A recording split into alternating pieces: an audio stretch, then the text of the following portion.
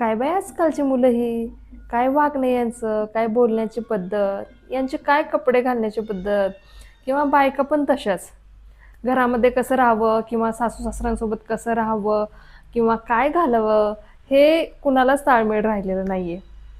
हे वाक्य आपल्याला प्रत्येक घरामध्ये ऐकायला मिळतात. ते म्हणजे आपल्या घरातील प्रौढ लोकांकडनं.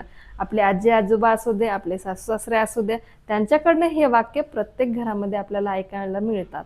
आणि त्यांना प्रतिसाद म्हणून काय करतो आपण, तर त्यांच्याशी उद्धटपणे वागतो किंवा जोरजोरात बोलून आपण थोडंसं भांडणं वगैरे होतात.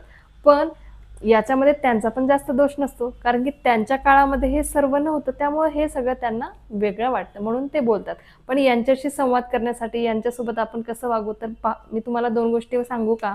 तर एकतर आपण यांना थोडंसं समजावून सांगूया, की तुमच्या काळामध्ये हे सगळं नव्हतं किंवा ह्या प्रगतीशील ह्याच्यामध्ये राहण्यासाठी आम्हाला हे सगळं वागावं लागतं, करावं लागतं. सगळंच बदललेलं आहे. जगासोबत थोडंसं चेंज करावं लागतं. असं काहीतरी आपण त्यांना समजावून सांगू शकतो प्रेमाने. आणि दुसरी गोष्ट जर ऐकतच नसतील, तर आपण थोडंसं त्यांच्याकडं दुर्लक्ष करून त्यांच्या प्रत्येक बोलण्याला प्रतिसाद न देता थोडंसं शांततेमध्ये हे आपण त्यांना आनंदात ठेवू शकतो.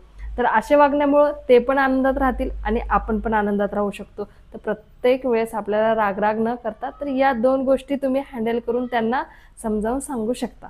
हो ना?